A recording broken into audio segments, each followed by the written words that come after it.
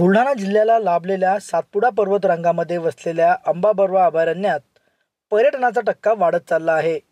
अंबाबरवा अभयारण्यात टायगर सफारीसाठी पर्यटक प्राधान्य देत असल्याचे चित्र पाहायला मिळत आहे। पर्यटकांच्या वाढलेल्या टक्क्यामुळे बुलढाणा जिल्ह्याला पर्यटनाचे आणखी एक महत्त्वपूर्ण ठिकाण लाभले आहे। सातपुडा पर्वतरांगामध्ये वसलेल्या अंबाबरवा अभयारण्यात तब्बल 17 पेक्षा अधिक वाघ, 27 बिबट, शेकडो अस्वल आणि विविध प्रजातींचे असंख्य वन्यप्राणी, त्याचबरोबर येथील निसर्ग संपदा पर्यटकांचे लक्ष वेधून घेत आहे। दूरवरून पर्यटक अंबाबरवा अभयारण्याला भेट देण्यासाठी येत आहेत। तब्बल 147 चौरस किलोमीटरच्या विस्तीर्ण जंगलात पर्यटकांना जंगल सफारीचा आस्वाद घेता येत आहे। वन विभागाकडूनही येथे येणाऱ्या पर्यटकांसाठी जंगल सफारीसाठी अनेक जिप्सी उपलब्ध करून देण्यात आल्या आहेत। या पर्यटन स्थळी येऊन मला खूप छान वाटलेलं आहे आणि मी निसर्गाच्या सानिध्यातून खूप आनंद घेतला, एन्जॉय केला खूप ट्रिप। आणि मी माझ्या सर्व मैत्रिणींसोबत इथे आलेली आहे आणि अकोला जिल्ह्यामध्ये राहते तर हे दूर पडतं आणि पण माहिती नाही आहे। पहिल्यांदा आम्हाला माहिती झाली, आम्ही इथं आलो, पण इथून येऊन आम्हाला खूप छान वाटलं की असाही निसर्ग असतो आणि इथं म्हणजे एवढं छान वातावरण असतं आणि निसर्गाच्या सानिध्यात राहून खूप छान मजा आली। कुठले प्राणी मिळाले, काय अनुभव घेतला, काय एन्जॉय केला? आम्ही आधी जटाशंकरला गेलो होतो, तिथून मग इथे आहे अभयारण्य म्हणून इथे आलो। तर इथे आम्हाला काही प्राणी दिसले आणि पण वाघ बघायचा आम्हाला, तर तो दिसला की मग आमचा ही ट्रिप पूर्ण होईल। अभयारण्याकडे पाहिलं पाहिजे पर्यटकांनी। आम्ही खामगाववरून आलेलो आहे आणि स्पेशली आज आम्ही आजचा दिवस या पर्यटन स्थळालाच भेट देण्यासाठी आलेलो आहे। हे मेळघाट अभयारण्य आहे, सातपुड्याच्या पायथ्याशी आहे। अंबाबरवा अभयारण्य म्हणून इथं यांची एक ओळख आहे आणि हे बुलढाणा जिल्ह्यातच एक शेवटचं टोक आहे। याच्यानंतर मध्य प्रदेशची बाउंड्री इथं लागतं।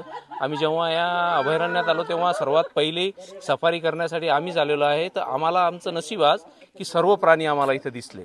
सकाळी आमच्यासोबत एक गाईड पण होते, त्यांनी आम्हाला वनस्पती, वेगवेगळे प्राणी या सर्वांची ओळख करून दिली। आम्ही जेव्हा निघलो तेव्हा सर्वात सुरुवातीला आम्हाला हरिणची ओळख झाली, नंतर आम्हाला काही रोई मिळाले, रानटी म्हैस पाहायला मिळाली, वाघ पाहायला मिळाला, काही बिबळ्याच्या पायाच्या खुणा इथं दिसल्या आम्हाला आणि येता येता वेगवेगळ्या प्रकारचे प्राणी दिसले। आणि येता वेळेस आम्हाला एक की या अभयारण्यात किती औषधी वनस्पती उपलब्ध आहेत यांची सुद्धा ओळख करून दिली। काही प्रजातीचे किंवा झाडांचे किंवा वनस्पतीचे नावं हे का प्रत्येक प्रजातीपासून निर्माण झालेले आहेत। जसं क्रोकोडाईल वृक्ष इथं आहे, त्यांचं मगरापासून एक नाव तयार झालेलं आहे, त्यांची म्हणजे ते खोड ते आहे त्या मगराच्या चामडीसारखंच दिसतं। अनेक प्रकारचे कितीतरी वृक्ष आहेत। आपल्याला गावरान चिकू म्हणतो आपण त्याला, ते गावरान चिकू इथं आहेत। एक विशेषतः आम्ही पाहिलं की इथं आपण केळी खातो, तर इथं रान केळी म्हणून आहे, ते एकदम छोट्या छोट्या असतात आणि ते आरोग्यासाठी फार फायदेशीर आहे। त्याचबरोबर अनेक प्रकारचे प्राणी इथं जवळपास सर्वच प्राणी या अभयारण्यामध्ये उपलब्ध आहेत आणि हे एकदम बुलढाणा जिल्ह्याच्या टोकाशी असून एकदम जवळ आहे आणि इथं शासनाने फिरायसाठी किंवा सफारीसाठी सर्व सोयी उपलब्ध करून दिलेल्या आहे। तरी सर्व लोकांनी याचा अवश्य लाभ घ्यावा। माय मॅजिकल मेळघाट या ऑनलाईन वेबसाईटवरून पर्यटकांना अंबाबरवा अभयारण्यात येण्यापूर्वीच आपली वाहने आरक्षित करून घेता येतात।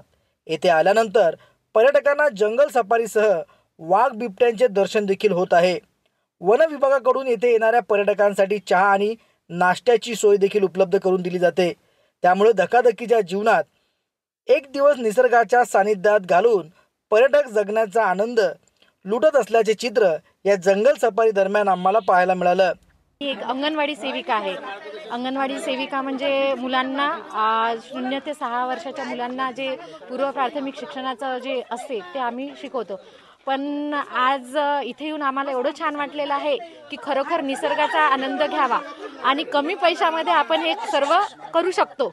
आपल्याला जास्त पैसा खर्च करून दुसऱ्या ठिकाणी जाण्यापेक्षा महाराष्ट्रातच एवढे छान छान ठिकाण आहे की मी तरी अशी सर्वांना विनंती करेल की खरोखर तुम्ही इथं या आणि एकदा तरी भेटा। आम्ही ज्योतिताई ढगेकर यांचे खूप आभार मानतो की त्यांनी आम्हाला या निसर्गरम्य वातावरणात आणले आणि त्यांच्यामुळेच आज आमची सहल खूप छान प्रकारे झाली। केल्यामुळे आम्हाला निसर्ग सौंदर्य पाहायची संधी मिळाली आणि मला असं ऐकून आलं की सक्सेस टू की आपण म्हणतो ना की बुवा आपल्या यशाची जी चाबी असते ती आपल्याकडे असते, असं आपल्या महाराष्ट्रामध्ये आहे। आपल्या महाराष्ट्राची जी यशाची चाबी आपल्याकडे आहे, परंतु आपल्याला ते मिळत नाही आहे।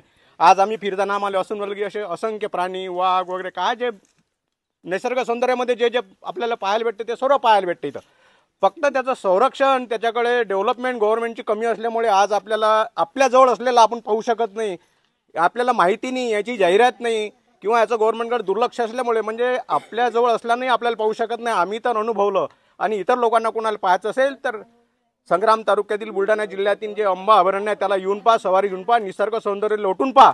आणि सरकारने पण या अभयारण्याला थोडं डेव्हलपमेंट करून, रस्ते वगैरे करून, वन्य प्राण्याचं संरक्षण करून याकडे कल वळवावा आणि एक पर्यटनाचा म्हणजे याला दर्जा द्यावा अशी माझी विनंती आहे गव्हर्नमेंटला. अकोल्याहून आलेली आहे. आम्ही 21 जणांचा ग्रुप आहे आमचा, मैत्री ग्रुप म्हणून आलेला आहो आम्ही.